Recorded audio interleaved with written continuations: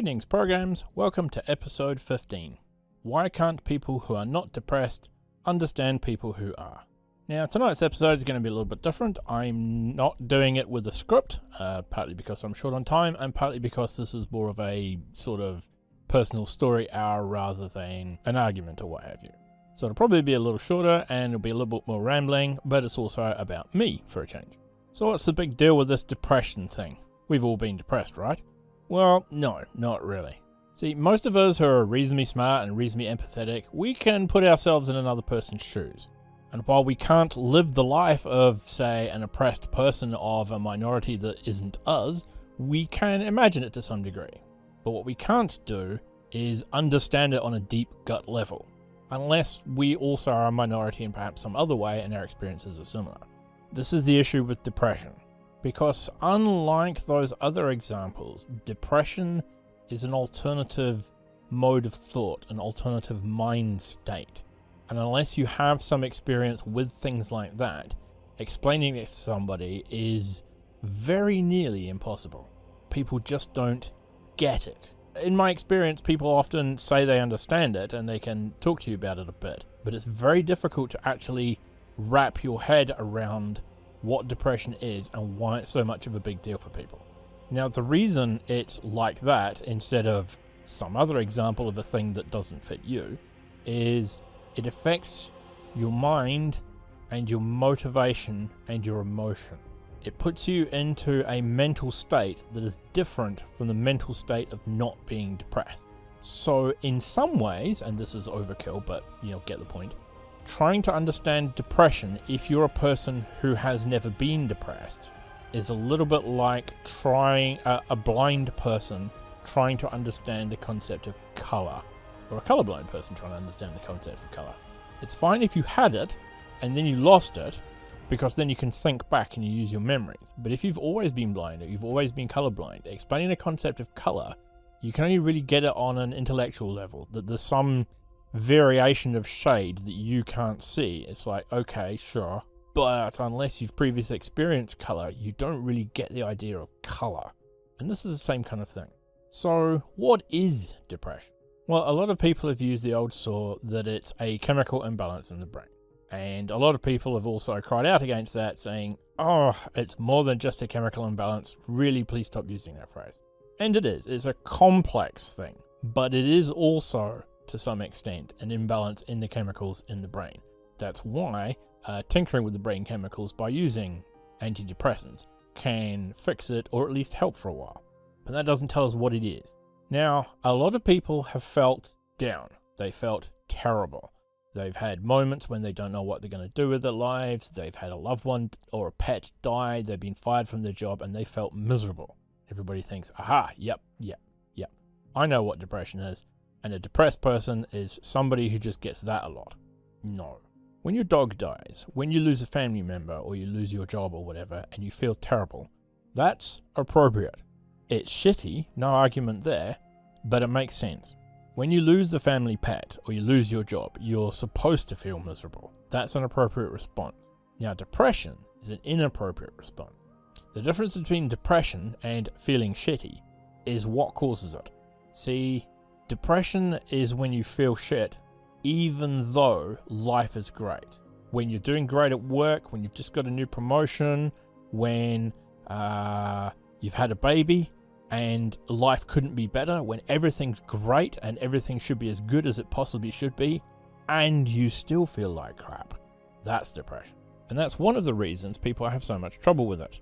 Because the assumption is, well, I have felt like crap, and this depressed person has just described things and they feel like crap, so obviously it's the same. No. It's not the feeling like crap so much. It's the connection between sensible reality and how you feel. And when it makes no damn sense at all, when life is good, when you've got a decent income and friends and a good family life and good health and all the rest of it, and you still feel like shit, that's the depression part of things. Not like when you lose your job and you feel like shit. That's appropriate. And that's the bit a lot of folks don't get. Now, for some folks, it can be triggered by things. They're, to some extent, normal in that When life is good, they feel good, and when things don't work out so well, they feel bad. And they're just a bit more sensitive to it than most.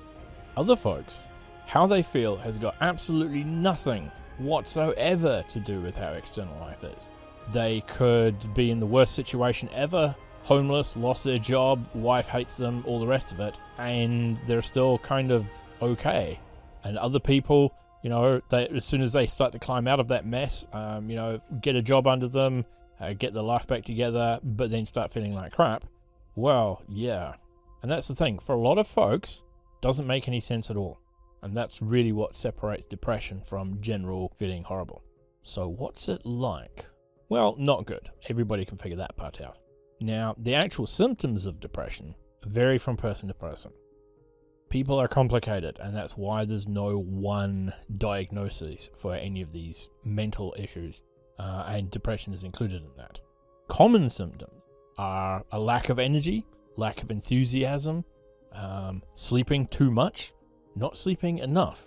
Like I said, it's all over the place. Anxiety, that's a common one, and the one, anxiety, can often lead to the other, depression, triggering things.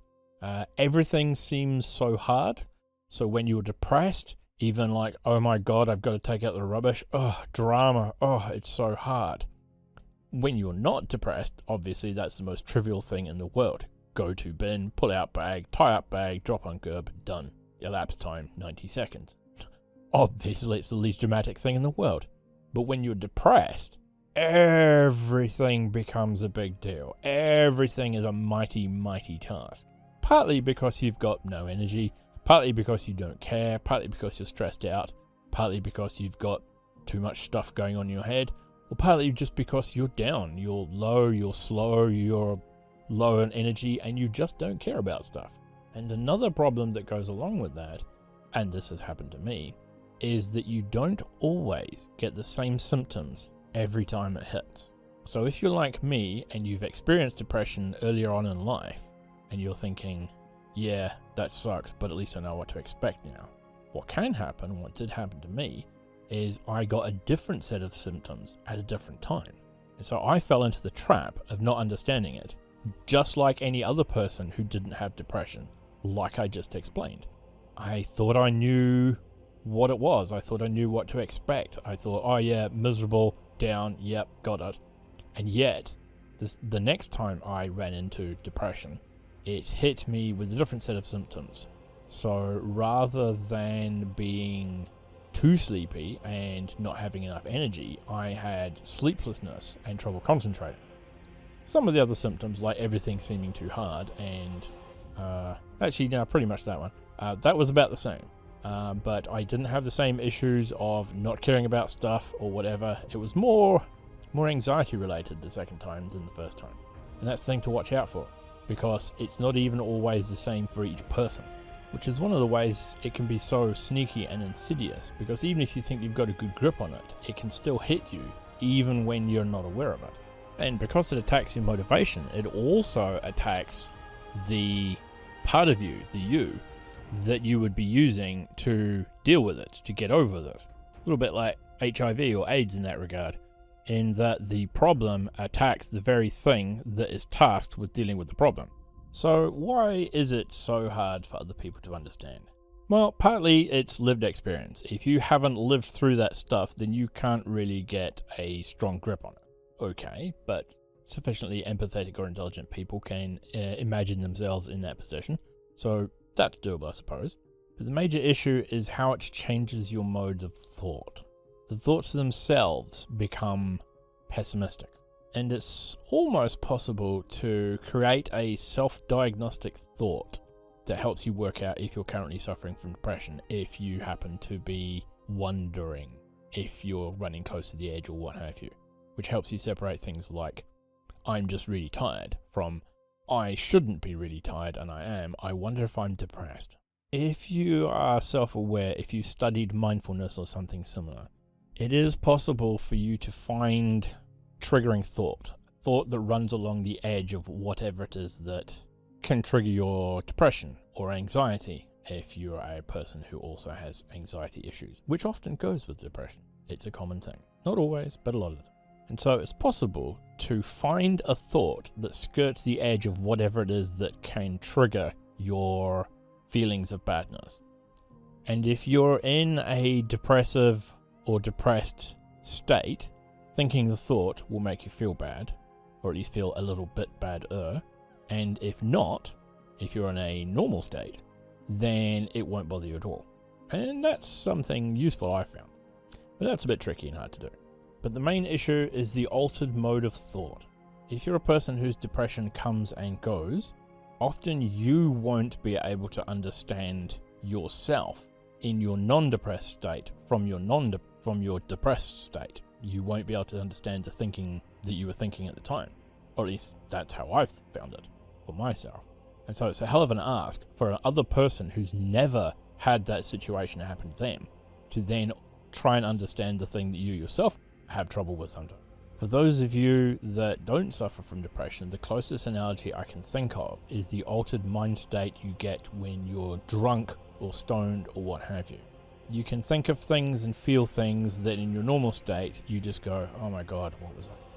And that's really why it's so hard for other people to understand, because it literally changes how you think. Your mode of thought has been altered, and how can somebody who hasn't had their mode of thought altered in that way really grasp it? It's not easy. So what can be done? Well, I'm not here to talk treatment options, that's between you and your doctor. But if you are a person who's not already aware that you're depressed and you find yourself feeling miserable when you think you shouldn't be, and I'm not talking about your dog died or you got fired, that's appropriate levels of feeling like crap.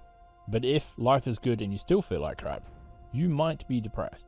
My suggestion is go and talk to a professional and they'll let you know if it's just a passing thing or yeah, actually you have slightly wonky brain chemistry. It's a thing. So go talk to a professional. Turns out it's nothing, great, all the best. If it turns out it's a thing, well now you know and you can deal with it. But that's not why we're here. What can you do if you're a not depressed person who has a friend who is depressed? Because no one feels like they can't help their friend. Reboot. No one wants to feel like they can't help their friends. But that's the thing. It kind of sucks. There aren't a lot of things you can do to make it better. There are a few things you can do to make it worse. Don't do those things. If they're deep in the grips of depression, there's not a whole hell of a lot you can do to knock them loose from it. If it was that easy to knock somebody loose just by getting out and doing stuff, then this would be an easy fix. And it's not. If somebody's on the edge of it, as in just coming out of it or maybe just starting to head into it, it is possible with some work to guide them in the other direction. If you know what's going on and you know how to help that particular person, because the same trick won't work for everybody. But what can you do? Well, be a friend. Sounds kind of crap, but if you're just there to listen and talk if they want, and not listen and not talk if they don't want, and to just hang out and do ordinary things or what have you, that's about the best you can do. Maybe help with some small things. You know, if they're in that state where everything just seems like it's too big and too hard, one of the things that can be lacking is initiative. So maybe if you can just get them pointed in the right direction, that can help, or at least not make things worse while they're coming out of it. Some people's depression is situational. They can be pulled out of it if things start to turn around. Other people, they're depressed or they're not depressed, and it's got nothing whatsoever to do with life in general. It varies from person to person.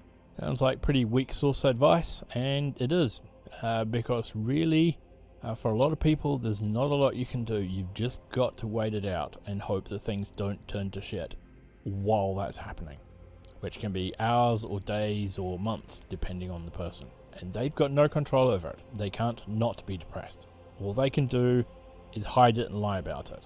And if they encounter the kinds of things that make them want to lie about it, then you get what you see on the news. Then you get Robin Williams, who was apparently happy and great and cheerful and the funniest man alive right up until he killed himself. Because you learn to hide it. If you can be a person that they can come to and just be miserable at, and you'll just be there for them without judging them, pushing them, or telling them, just get over it, then that is about the biggest help you can get. Also, if they're not getting treatment, get them treatment. But This assumes that people are doing what they can. However, there are a few small things that you can do that never hurt and often actually help. One of them is exercise. Yeah, I know. Fresh air and exercise. Get out, get moving. Incredibly enough, it actually helps because a lot of us are a bit too sedentary and that makes things worse. When the blood starts flowing, it starts to level out some of those crazy hormones in your brain, and it usually helps. Not always, but it can, at the very least, take the edge off it, and it never hurts to be slightly healthier. Weights, running, biking, with friends or without, depending on your particular situation. Those are things that help. Also food, but hey, you can find that on any website. So what can you do for yourself if you are the depressed person? Well, getting help is one thing. Talking to a professional, they can help. I know in my experience that I have a bit of a weird neurochemistry on top of this, so the drugs did not help me. What I found really helped me was mindfulness. Once I became aware of essentially how my thoughts and my thinking were, this is going to sound a little conspiracy theorist, being manipulated by an outside force, specifically my crazy brain chemicals that I have zero control over, then I could relax. Then I could stop feeling bad about feeling bad. I could just notice that bad feelings were happening to me, let it wash over me as much as possible without paying a whole lot of attention, and just try my best to get on with life while it passed. And that was a big thing for me. And generally, being mindful is always a useful skill, even if it doesn't specifically help you right now. Knowing how your brain operates, knowing that if this happens, then this other thing is likely to happen. If you know that I feel like this, probably this other thing has happened. All useful skills, even if they don't help you right on the spot this very second. But mainly, forgive yourself for feeling bad. It's not your fault. It just happens to you. And once you can take that on board, it makes everything else a whole lot easier. And once you know that, you can stop reinforcing it. You can stop making an ever-tightening spiral of feeling bad about the fact that you feel bad, which then makes your life a bit worse, which then makes you feel bad. And then you realize, oh my god, I'm depressed and I'm feeling bad about all those terrible things, and oh my god, I've done it all to myself, blah, blah, blah, blah, blah. You can see where that ends, and it's not a good place. So yeah, that's my take on depression. Not the same for everybody, but that's how it was for me. These days, I'm a lot better. It doesn't worry me. My depression, it seems, was triggered by various anxiety-related things, and the anxiety-related things just happened. And once I became aware of it, once I had some mindfulness training under my belt, and I'm not claiming any superpowers, but just knowing that my brain was doing wonky stuff, separate from the mind that was running on the brain, then I could relax. Then I could just go, oh, it's a day when my brain hates me, and I just need to just get on with life until it goes away.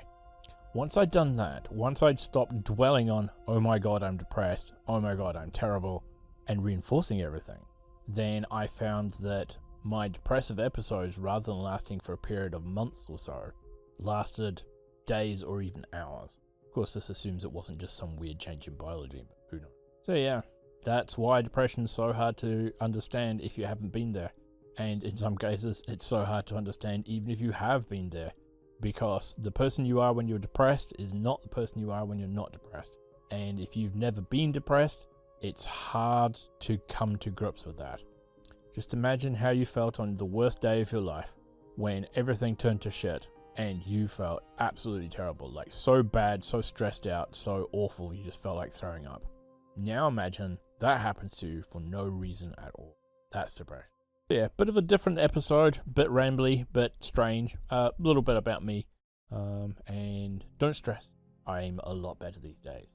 Not perfect, but then I have no desire to be perfect. I'm just happy to be better than I was and good enough, and generally kinda happy. Even though on some days my brain just hates me, and I just have to recognize, oh right, today's a brain hates me day. I'll just go read a book, or dig in the garden, or go for a long bike ride, or just say sod it and lift weights, because at least that way I'll be slightly fitter, and I'll feel a little bit better about myself because hey, I did a thing. And exercise always helps. So unless you've got a broken leg, if you're feeling down and depressed, and you've recognized that you're feeling down and depressed, or even you just don't feel very good, go do some exercise. That'll really help. And at the absolute worst, it won't make it worse. And hey, at least you'll be a little bit fitter. So you can feel miserable and get something out of it. So thanks for joining me on this mid-length, slightly rambly episode. Not quite sure what's coming up next week. It's going to be one of several things. Either why sex is on a spectrum, or why is it so hard for people to accept trans people or non-binary people, or talk about morality, such as why it's wrong to rape people, or are cows people and is it okay to eat them. It'll be one of those. If anybody's actually listening to this and has a request, by all means throw it in the comments below. Or if you have something else that you want me to look at, throw that in the comments below. It always makes my life easier. It only says, hey, you should do this thing. Because then I just have to agree or disagree and then I can go do it. The hardest part I find is thinking up what to say next. The actual doing the writing, not so hard. So tune in next week for one of those. Bye for now.